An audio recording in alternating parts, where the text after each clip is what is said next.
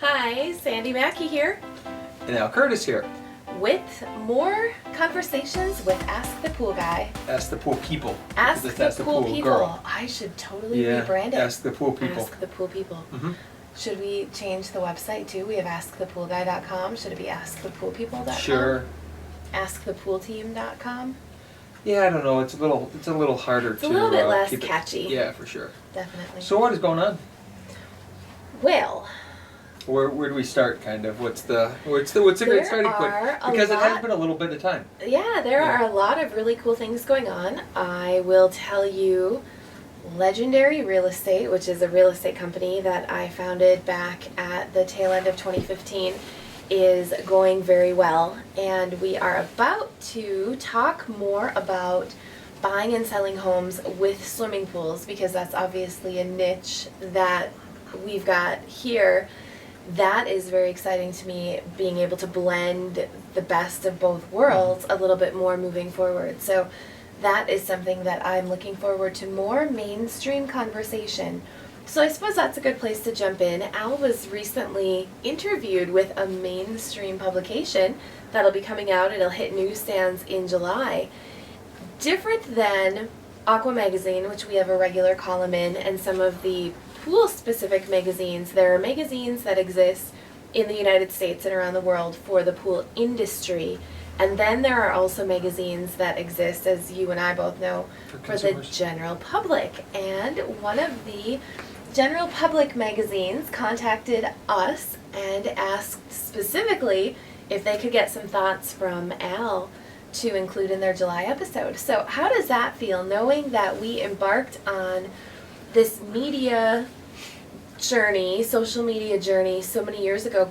Had you ever imagined that you would find yourself interviewing for a magazine that you see on the newsstand at the grocery store when you check out? Yeah, I was trying to explain last night.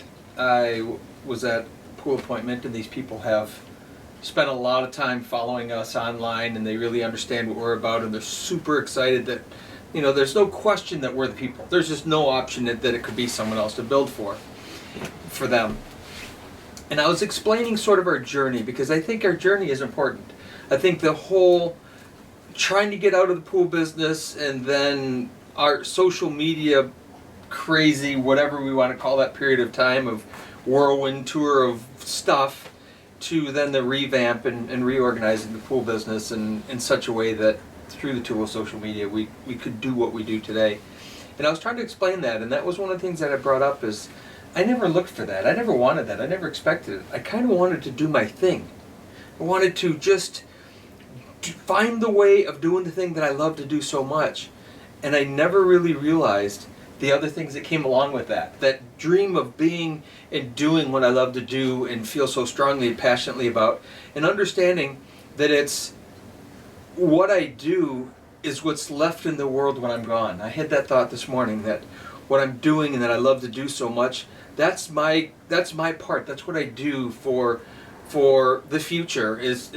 That's just something, and I fade off into history and whatever, but it was important to me. And I got to thinking about like that magazine, going, I never would have imagined, I never would have thought, I never would have dreamed that we could be that significant, that it would matter. I suppose if a person takes the journey and wants that, and that's what they're looking for, and they work so hard and they position themselves to get it, and they, because I suppose you could do it that way. You could position yourself to get those interviews, and you could position yourself intentionally, and that wasn't our intent at all, but that was it became the net result of doing what we did. And it's a little bit surreal. I don't know where it goes, I don't know what it means, I don't know if it means anything. However, it's pretty interesting. Well, I think since the reinvention of the company, you and I have both had a calling to be more than just people in an industry. Mm-hmm. We've always been more. We've been doing the thing that we do to make a living in the pool industry, yet we've always been seekers and learners, and Makers. we continue to immerse ourselves in all kinds of ways. And I think that we discovered through this process part of the, I don't want to call it a responsibility, but part of a gift that comes with specializing so clearly in what we do, part of what comes along with that is the recognition that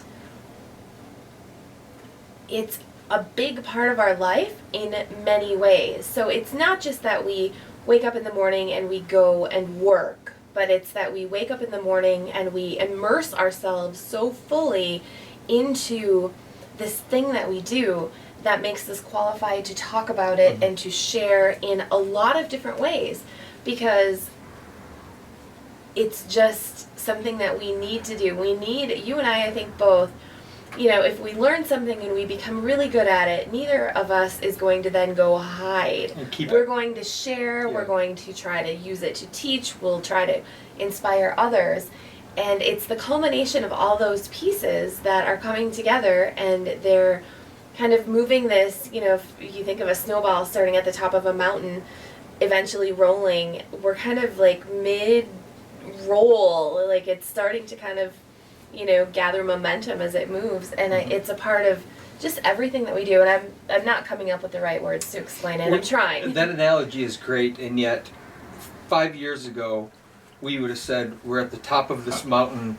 Oh, we were still pushing it up. Or 4 years, or wherever it was, where we could have looked at it and said, "Look, it's snowballing. That snowball's starting to grow," and yet we still kind of feel fresh, like we're still getting the snowball rolling, and yet, in some eyes, from a distant view, it looks like the snowball's pretty big and growing. Yeah. And yet to us, it's still that newness experience of getting the ball rolling and getting these things to happen, these crazy cool things happening to us continually. But you were using the words, the seekers. I was thinking of words for us as well, would be seekers and makers and originals. Yeah. It's all about finding that original source, that original voice, and doing something with it. Because a lot of people learn talents and they keep them, they hide them, they put them under under a cloak so no one can see them. And I think that's something that you and I bring the best out of each other, is pushing ourselves to share those original ideas, those cool ideas, those things we've learned, those techniques, those styles, those whatever. And that probably is what allowed me, I know, to keep seeking.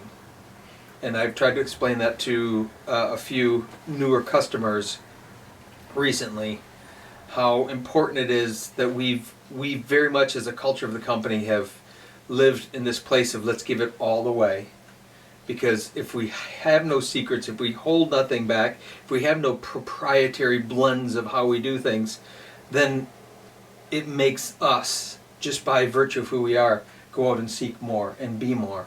Because we've given it all away. Well, the way that we stay ahead of it, if we just give it away and sit, then everyone catches up and does what we do. But it allows us to then grow to the next place and to push the mind so far beyond the norm of what we know. It doesn't mean that we're so far beyond people, because we're not, but we're so far beyond what we knew yesterday. So there's all kinds of people in the world that have greater, grander, more, and all of that. But I know for me, today, I've sought, or whatever the word would be in this particular case, to be greater and more than I was yesterday. Doesn't make me greater than everyone else at all. It means that I'm greater than I was yesterday. And by giving everything away, it allows me to be greater tomorrow, because I'm going to work harder tomorrow to try to figure out a new thing, a new design, a new way, a new plan. And we've had that discussion a lot lately from a design perspective, how when I keep my mind engaged in that, it's just yummy. It's a really cool place to be. And I think a lot of that is because I want to keep giving those ideas away, knowing that most people won't act on them, but some will, which is cool. But I like to grow. So let's shift back to what you started with, if you don't mind, unless you have something to say on that. Anything? No, good. Okay. So you started out with this legendary real estate, and you were talking about specializing in homes with pools, and that just absolutely fascinates me. From a market perspective, how many real estate companies specialize and can bring that much to the table specific to one part of the house? Sure, there's builders that have real estate licenses and all of that, but in this particular case, a pool is that unknown, is that huge question that someone looking to buy a home or sell a home with a pool, and really understanding how to share that with the potential client, or the client trying to understand what the buyer is selling. And we're positioned right there as the means to be able to be that complete bridge, because we don't have to go out and get estimates on what it'll be. We don't have to worry about.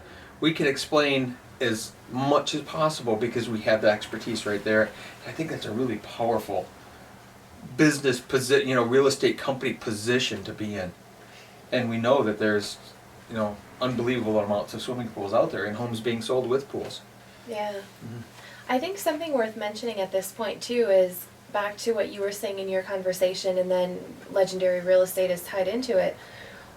When we revamped the pool company a number of years ago, we couldn't have predicted what it would become, and we also didn't know that what we thought would work, because what the initial thought was is create a company saying yes to things that we love, doing things that we love, having fun with it every day, and that's, loosely, happy pools, happy customers, happy pool guy, and then the legendary mantra, building the right projects at the right pace for the right customers and enjoying the work. And we had a team leader meeting for the pool company just the other day, and one of the things that we talked about at the team meeting was what parts of what we're doing does each person love? Because we continue to check in with you. What types of projects would you love? We continue to check in with the team, and they're very different in the tasks and the day-to-day things that they like. And then even me, from the marketing perspective, I don't know that we would be experiencing what we are now if we didn't check in on that all the time. Because if we have the ability to make the phones ring. If we just said yes to a lot of things, your enjoyment would go down, my enjoyment would go down, the team's enjoyment would go down. If I didn't get to spend time marketing and creating stories and taking pictures and doing videos, my enjoyment of what I was doing day to day, like if I was out cleaning pools, which occasionally I do, but if I did that every day, that wouldn't make me happy on the inside. I can do it from time to time, no problem, and in those moments it makes me happy, but the majority of my time I get to spend doing things that are really exciting to me. You get to spend the majority of your time doing things that are exciting to you. We checked in with Mark, our service team leader, and I had asked what types of work would he like more of this year, because when the phone rings we get to choose that. He said he loves a full schedule that he can check off by the end of the day, that he can accomplish by himself without having to rely on other people, which is great in what he's suited for, going out alone to diagnose pumps, heaters, filters, what's wrong with a pool, how to fix it, So understanding that about him, and I guess I didn't realize up until I had asked him that question, that that's what he really likes, because I would have thought he liked other parts, and I don't like doing things on the job. I don't like walking into a yard by myself, but he loves that. Mm-hmm. So it takes that continual reminder and that continual check-in, I believe, to make this whole, I don't want to call it magic because that's kind of silly, but to make this whole thing magical. It's a magical time. It's not magical, but it's more than that. It's such a synergy, and it's such, it's like getting all the parts on the machine working. And it's such a synergy that keeps it going, and yet steering it, we continually check in to make sure that it's going well. Mm-hmm. So I think that's part of the magic, I guess. I can't come up with another word that really keeps it going. What I found really interesting when Mark said that about his schedule, and what he really enjoyed was having a full schedule, is he said it, and it was kind of an unusual, because again, we would have thought it would have been, well, I happen to like, and then he lists the parts that he likes. Doing liners, right, or doing heater replacements or pump diagnosis or something. But instead he said that having a full schedule. And I've thought about that in the last few days afterwards, thinking to him it's important to be pushed. Because when he has a full schedule, it means that he has to stay on task and work harder, smarter, quicker, faster, more, because that's the satisfaction part. So it's in the space between beginning and end that he's really living, and that's what he loves. And by having a full schedule, he can do that. If there was 2 items on his list for the day, he probably wouldn't feel accomplished, so he would go slower in what he does and all of that. And I've sort of diagnosed that several times. To me, it's okay, it means it's job security. The obvious one would be, oh, great, I got a long day today. I have lots of hours means more money. And I still think that that's still secondary to that accomplishment part. because he could take those 2 items and stretch it over that same length of day and still get paid the amount of money. But that's not what he was looking for. He was looking for a full schedule, hard day, work hard, stretch, because it helps him stretch his mind, stretches his abilities, and it makes him stay on task. It's kind of an interesting place. Well, this is a good point as well. I know a lot of people in the industry listen to our podcast. That's a great point to isolate this moment out and say checking in with the team to find out what motivates them is key, because just like that, we could think that for Mark to have a satisfying day, he needs a leisurely schedule where he has plenty of time to get things done and he gets a nice paycheck at the end of the day. But that's not what he likes. So being able to tune into the things that aren't monetary and they're not ordinary or common, you know, we really know what makes him tick when asking that question. And that's really amazing, because again, most people would think, well, my idea would be like nothing to do hardly today, so it can be a leisurely day of nothing and get paid to do it. But instead his was, bring it all on. I just want it all. And here's a guy that fully deserved the award that he got, the Pleatco Award this past year, because that's exactly how he lives. It's 80 hours a week without a blink. It's not, oh, poor me. Instead, it's how many more hours can I work either earlier in the day or later at night. And he reminds me, from that perspective, he reminds me a lot of me. I don't know that I would have ever even thought of, well, I like checking off the list of the things to have to do. It's a little different world then, but I had no problem with the long hours. I had no problem with crack of dawn to way after dark every single day, 7 days a week. And to me, there was just that sense of, there was something in that, so I can kind of understand it, but him framing it the way he did was really unique and really interesting to me to think about from his perspective, how he loves that. He's not saying, oh, give me a few hours, he's saying, give me more.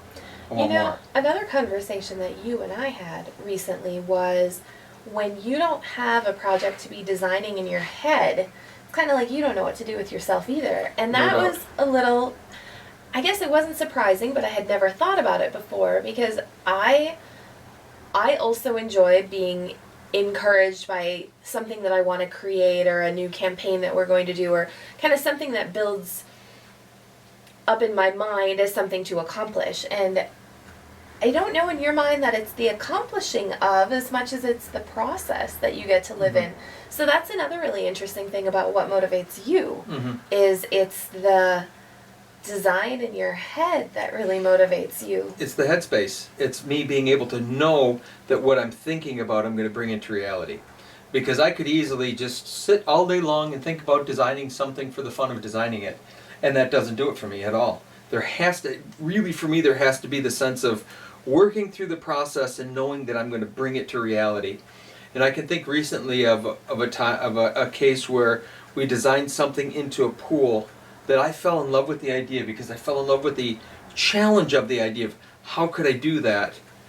And then that was ripped out of and it almost, to me, felt like it was torn right out of the design, because I had so much mental energy in figuring it out and just so much wanting to do it purely for the accomplishment of having done it.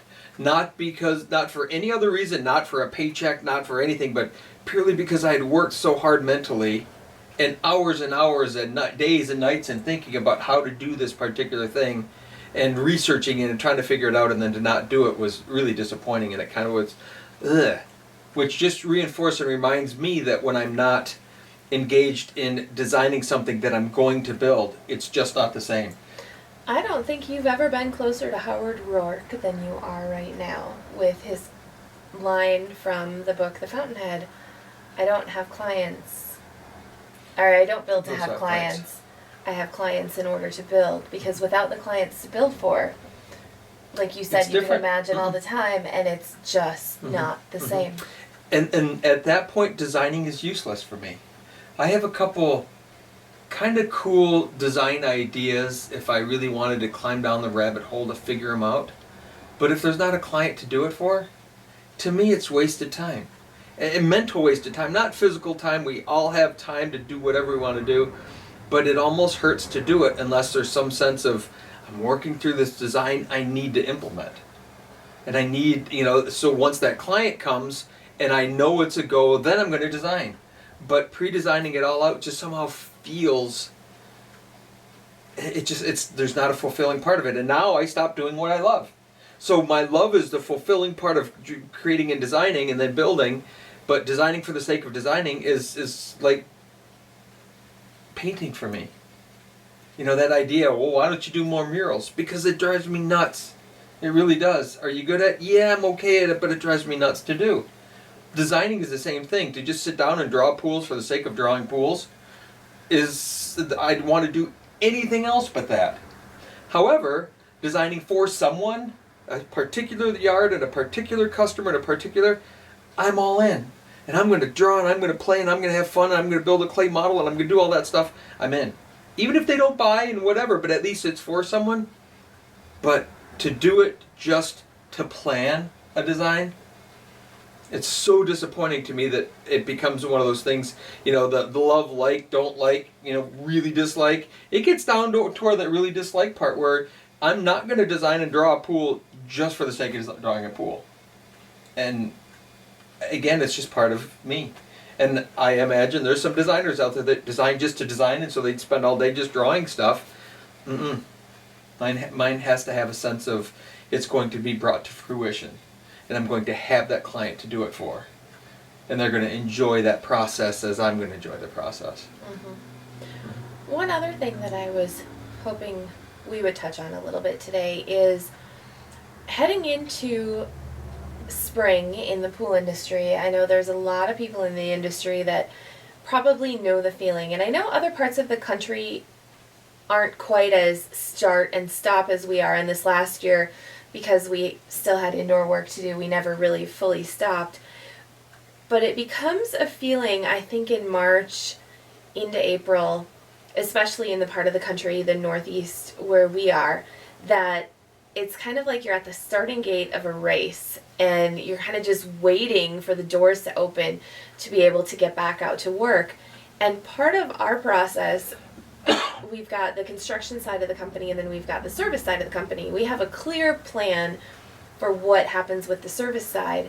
And on the construction side or the renovation side, because we do get so many phone calls and we have to be so selective about choosing the work that's going to be the most fulfilling for us, as well as the work that we can do kind of the best. We don't just say yes to things for the sake of it.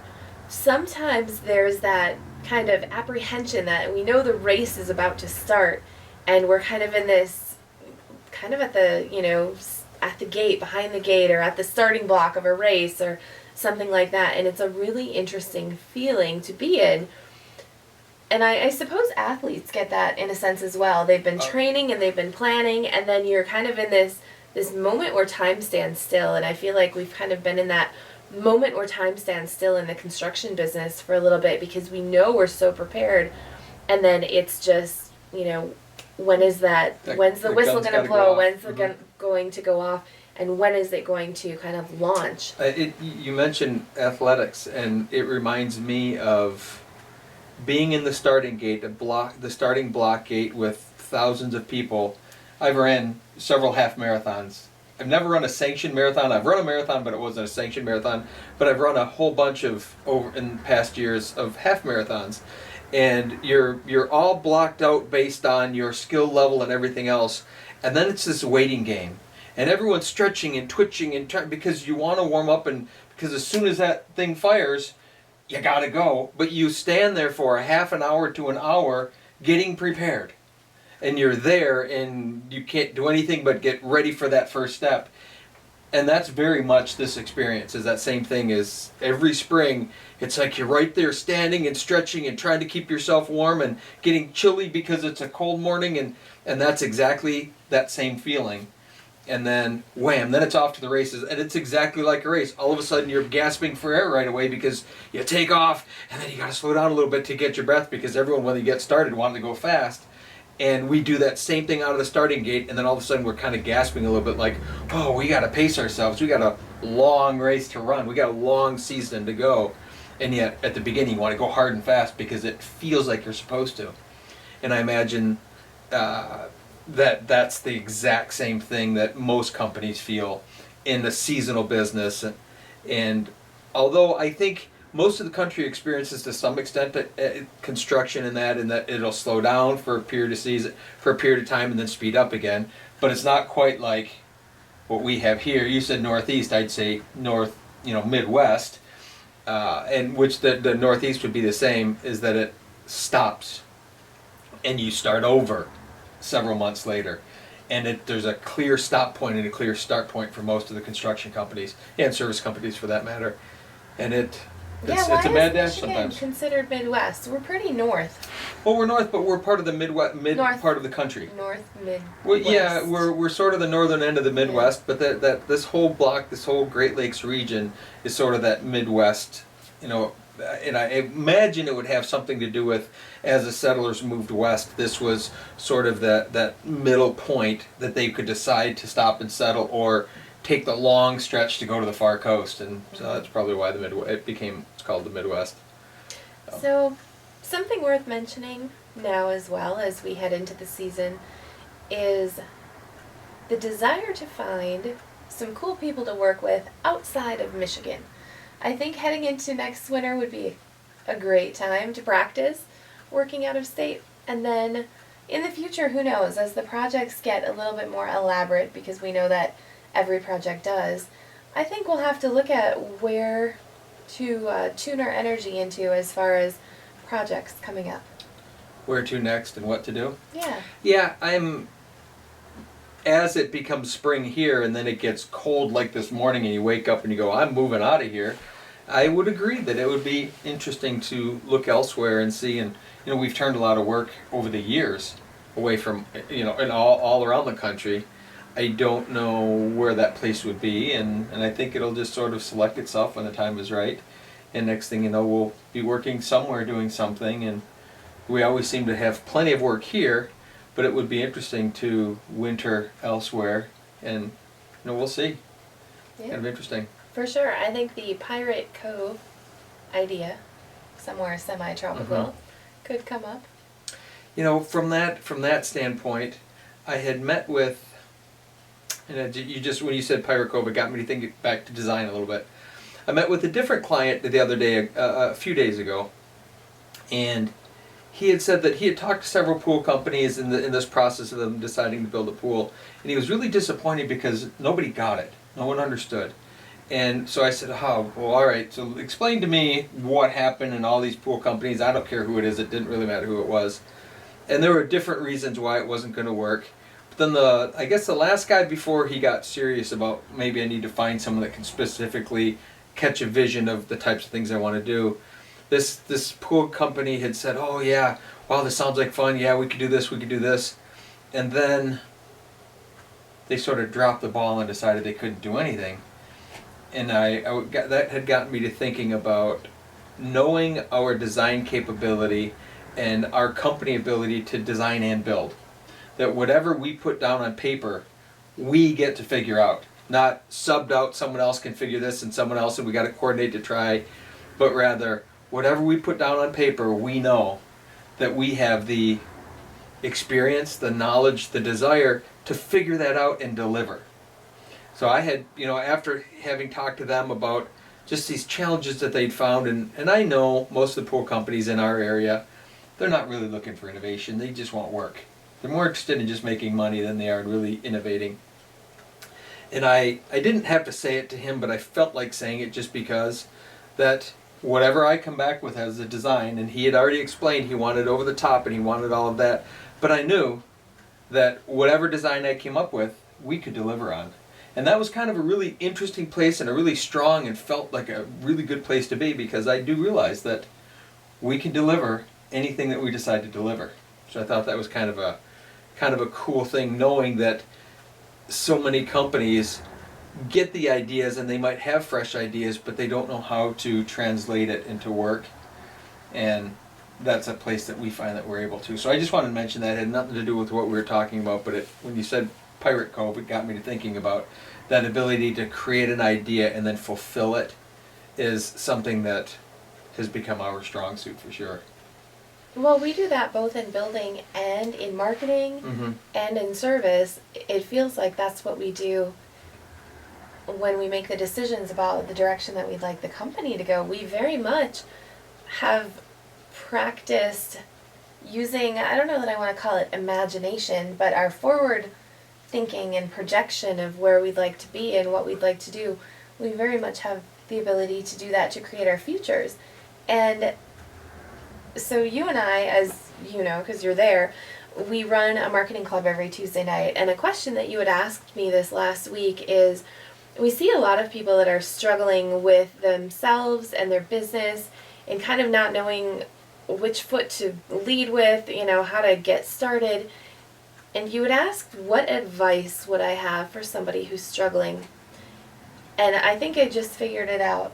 That ability that we have to see far enough into the future to plan the direction to go and to bring it into fruition. Whatever we imagine, we can get to. And sometimes we imagine something and we start down that path and we might make a decision that that's not the way that we want to go. But we at least have the ability to think about it, plan something, a direction that we'd like to go, and start moving. And if there was a bit of advice that I would have for people, for companies, entrepreneurs, small businesses who are struggling figuring out where to go, it would be get clear on that. Get clear on the direction. Get clear on, you start from nothing and you make a pool design and then you build that pool. Inventing the path for your life or your business is the same. You have to start with a blank piece of paper. You have to come up with something and then you have to execute against that plan. And I think people struggle when they try to go on a blank piece of paper. So that blank piece of paper holds your story.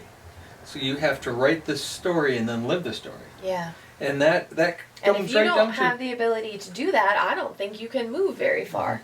Well, and I think that's that whole idea of getting a crystal clear vision of what you want. But I think it's more important, you the person, than the company. And I think that's what we see in a lot of times helping people with their marketing is they're not clear about who and what they are. And in this world where small business is really wrapped right around the individual, it's not all about mega companies, it's all these individual people. The struggle is internal. The struggle is more about who we are, and the net result of once we can figure out who we are, we can do whatever activity that we call our business is. So that crystal clear vision is what do we really want for our own lives, and then we can translate it to our team of people that are working with us and surrounding us in our company is, here's what we want. It's writing that story and then telling the story to the audience and the audience acting on it because it requires execution. It's also, I think, back to checking in with people to find out what motivates them. I think it's checking in with yourself to find out what motivates you and then doing more of those parts. And I think people listening to this would probably have a really strong hesitation or a really strong aversion to thinking something like this could work. And what I mean by that is deciding what it is that you like, figuring out how you're going to move toward that, and then actually doing stuff that you like every day to get you where you want to go instead of having to do all kinds of stuff that you don't like. And I can hear a lot of naysayers saying, oh, that would never work. Oh, you got to pay your dues. Oh, you have to do all this crap you don't like so you can get to the stuff that you do like. And I think it's being able to turn that off and just know that, yes, you can. You're not going to love every bit of it every single moment. But if you find yourself doing something that you don't like, you can turn that off and you can adjust it into something else. I think if people could do those two things, come up with their story on paper and then go toward it and know that they get to put anything in their story that they want to and they can leave out all the parts that they don't care for, I think that is the key. I think that it's this decision making and this not being clear and being drawn and pulled and twisted and for social reasons, for all the reasons that the excuses that we make in our head as to why we should or should not do something, all those things pull us in many directions. And the more crystal clear that we get in that, what it is that really what it is to be us, to be human, to be this individual, the more original we can become, the easier it is to execute. The easier it is to set your mind on doing something and then doing it, or planning, or writing the story, because it's all just a story in our head. That's the key, the more That original Mm-hmm. you can be. And there's no reason that any of us can't be more original. Yeah. And it's choosing. It is very much a choice. It's all about choosing how original you want to be, because we're born into the world as we know. We don't decide our name. We don't decide much of anything. We don't decide the period of time we're in. We don't decide any of that. It just happens. We grow up in it from pressures and all the social stuff, and we forget to realize, or we're never really taught. Maybe we knew it intrinsically when we were babies. But as we grew up, it's just beaten out of us through just repetition, through style, through lifestyle. We forget that we're original. We can say, oh, look, I'm myself, I'm my individual, but I don't think we feel it. I think we feel that we're belonging to a group instead of really being individual. We associate with this group or that group, or we're this or we're that, we're this community, that community, and yet really we're originals. We're at the core, we're each original. And the more original we are, the more authentic we are. The more authentic we are, the easier it is to execute, because all of that stuff falls away, and we're no longer having to appeal to someone else's whatever it is that they have on us. We can just appeal to our own self and what we hold to be dear to us. I think it's a powerful place to be, and I know for me, I'm every day working toward more of that, wanting more of that, and realizing how original I can be, and how the social pressures of being this or being that don't have to have their grips on me. And some still do. I mean, we're all, on any given day, because we're involved with people and world and children and all that stuff, we have to maneuver our way through. But the more authentically original we can be, certainly the better it feels. And I think the result is better as well. With that, anything else? On that note. No, I think that's good. We went all over the place today. On that note, we'll see you next time. There's a lot of stuff. Yeah, we will.